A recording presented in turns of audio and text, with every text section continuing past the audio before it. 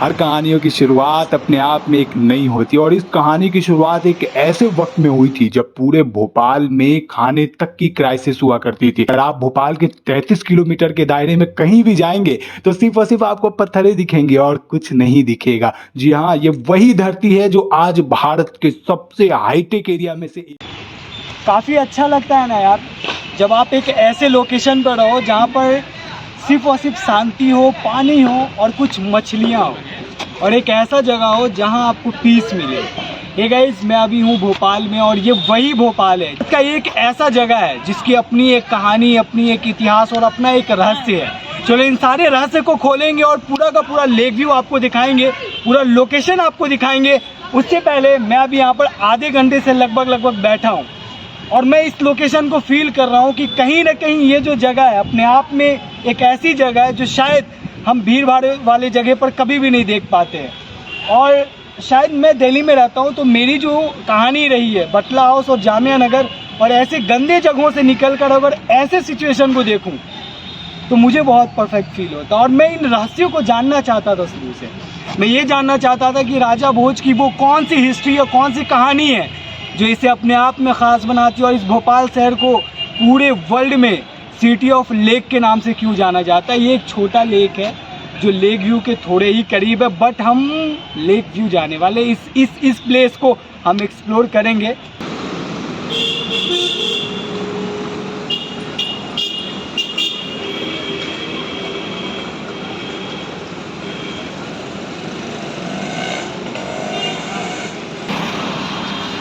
तो मैं अपने काफिले को लेकर निकल चुका हूँ और इस साल पहले गाड़ी से कंट्रोल।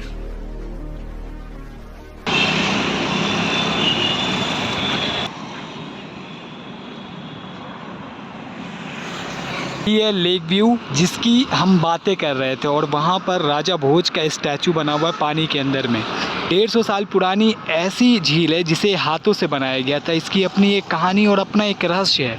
बीच में एक मज़ार भी है। छोटी मोटे हादसों के कारण हम इसके अंदर अभी नहीं जा सकते हैं, पर अगर इस साइड देखा जाए तो वहाँ पर बहुत सी मूवीज़ की शूटिंग होती है और आज भी वो एक ऐसा लोकेशन है जहाँ पर मूवीज़ का शूटिंग किया जाता है। अब जब इस जगह को आप अच्छे से देखोगे तो यहाँ पर पूरे लेक के चारों तरफ सोलर पैनल को लगाया गया यहाँ के लाइटिंग को संभालने के लिए। यहाँ पर किसी भी एक्स्ट्रा लाइट की ज़रूरत नहीं पड़ती है।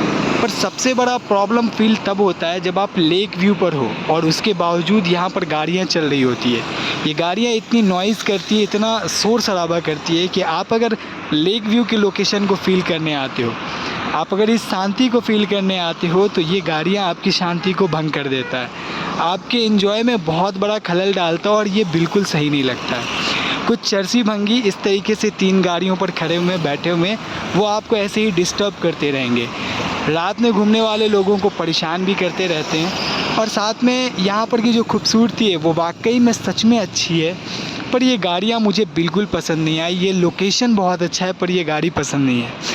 पर इसी के अपोजिट उस साइड में कुछ घाट बनाए गए हैं जहाँ पर बिल्कुल भी गाड़ियाँ नहीं है और पहाड़ियाँ ही पहाड़ियाँ है, जहाँ पर गवर्नमेंट की पूरी ऑफिस है और वहाँ से कुछ झील, कुछ लेक और बहुत सी चीज़ें बनती है। उस साइड जाने के लिए हमें लगभग यहाँ से 3 किलोमीटर का सफ़र तय करना पड़ेगा, बट कुछ रीज़न के कारण हम बोटिंग भी नहीं कर सकते। यहाँ पर कुछ घटनाएं ऐसी हुई जिसके कारण बोटिंग अभी बंद की गई है। तो फ़िलहाल दिल में कुछ परेशानियाँ रखते हुए हम उस साइड भी नहीं जा पाएंगे। जिन्होंने आइसक्रीम यहाँ से ख़रीदा है और यहाँ से आइसक्रीम ख़रीदा है 10-10 रुपये की आइसक्रीम, और यहाँ पर इतना महंगा चीज़ को बर्बाद कर रहे हैं। मतलब इन्होंने देखो पॉलीथीन नीचे फेंका है, ये देखो नीचे फेंका है। डस्टबिन में डालो, उठाओ। मैं फ़ाइन मरवाऊँगा, मैं सच बता रहा हूँ, उठाओ। अरे मेरे तरह जागरूक बनो यार। एक ब्लॉगर के साथ घूम रहे, देखो साथ में आइसक्रीम भी डाल दूँ क्या? नहीं 10 रुपया लगा है इसमें और लेक व्यू पर कुछ खास देखने को तो मिला नहीं, तो आइसक्रीम भी अगर मैं फेंक ही दूँ तो फिर बात ही ख़राब हो जाएगी भाई। पर जो भी हो भाई, ये लोकेशन पसंद आया तुमको? पसंद आ रहा है लोकेशन? हाँ, यही हो, यहाँ से प्रॉपर हो आप? वो भाई इतना गाड़ी वाड़ी चल रहा है, इंसान शांति तो मिल नहीं रही है यार। पसंद कैसे आ रहा है? अरे भाई बहुत पसंद है। उस साइड अच्छा लगता होगा, गाड़ी वाड़ी नहीं चलती होगी इस साइड। हाँ, लेक व्यू पर है ना। मैं तो इतनी गाड़ियाँ चल रही है, हमें ना दिल्ली से ज़्यादा पर कचरा फील हो रहा है। इतना आवाज़ आ रहा है, इतना ज़्यादा भीड़ भाड़ लग रहा है। ये राजा भोज का पूरा स्टैचू है जो 2019 में गिर गया था और इसे पानी में बनाया गया। भाई अब तक खड़ा हुआ, सोचने वाली ये बात है। कमाल है लेकिन अभी भी मेरे दिल में सिर्फ एक ही सवाल आ रहा है कि इस चीज़ को हाथ से कैसे बनाया गया होगा। वो एक वक्त था जब मशीन भी नहीं हुआ करता था और आज मशीन है, फिर भी हमारे पास यार इसी हाथियों से, ऊंट से और न जाने किन किन जानवरों के द्वारा इसकी मिट्टी हटाई गई, अपने से खुद से बनाया गया इस चीज़ को।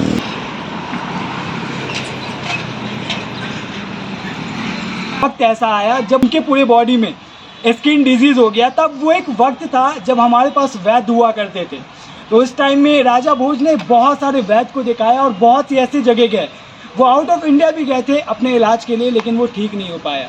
तो उन्होंने ऐसा करा कि कुछ यहाँ के लोकल वैद्य और कुछ ज्ञानी जो बाबा थे उनसे बात करा। उसमें 365 नदियाँ आकर मिले और उनका पानी आए और उसमें आप स्नान कर कर देखो आपका चर्म रोग ठीक हो जाएगा। अब ऐसी कहावत कही तो जाती है, लेकिन ये बहुत ही रहस्यमय हिस्ट्री भी है, जिसमें अगर आप हिस्ट्री की तरफ जाओगे तो ये भोपाल एक ऐसा लोकेशन रहा है जहाँ पर शुरू से नवाबों की बस्ती कही गई है। और एक लेक नहीं, उससे पहले भी हज़ारों लेक यहाँ अवेलेबल थे। लेकिन राजा भोज ने इस तालाब को बनवाया और उसमें वो स्नान किया करते थे। उस टाइम में इसे जो बनवाने में टाइम लगा वो बहुत वक्त लगा था, लगभग 6-7 महीने का टाइम लगा था।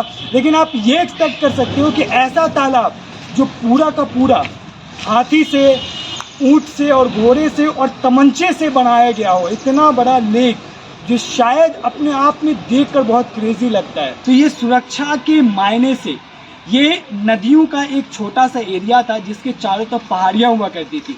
आज के टाइम में यहाँ पर बहुत सारे घर बन गए, यहाँ का पॉपुलेशन बहुत हाई हो गया, लेकिन उस टाइम में पॉपुलेशन कम था, लोग कम थे और यहाँ पर पहाड़ियाँ ज़्यादा हुआ करता था और इस एरिया में नवाब रहा करते थे। अब नवाबों की बस्ती और भाई का नाका ये तो हमने सुना ही है, तो वही हाल है। नवाब यहाँ रहा करते थे, उनका एक टूरिस्ट प्लेस हुआ करता था और जब भी कोई जंग हुआ करती थी तो जितने भी हथियार हुआ करते थे, जितनी भी चीज़ें हुआ करती थी, उस टाइम में बम थे, विस्फोटक थे, उन सबको इस नदी में रखा जाता था, इस तालाब के अंदर रखा जाता था। हाँ, ये भी जाता है कि इसके बीच में एक मज़ार भी है जहाँ पर लोग जाया करते हैं, लेकिन अभी कुछ हालात की वजह से वो शायद मज़ार अभी अस्तित्व में नहीं है, पर अगर वो होता तो कितना अच्छा होता। यहाँ का लोकेशन मुझे बिल्कुल मुंबई के मरीन ड्राइव की तरह लगा है। मुंबई के मरीन ड्राइव की तरह, लेकिन यहाँ पर गाड़ियाँ चल रही है, इतना शोर शराबा है, वो तुम्हें अच्छा लग रहा है? चल जाएगा, कुछ अच्छा के लिए कुछ खराब ही सही। अब इसे तारीफ ही करनी है व्लॉग में, तो भाई हम बोले तो क्या बोले। क्या कर सकते हैं हम, मतलब अब सच्चाई बताओगे नहीं, वीडियो बन रही है तो सिर्फ तारीफ निकले।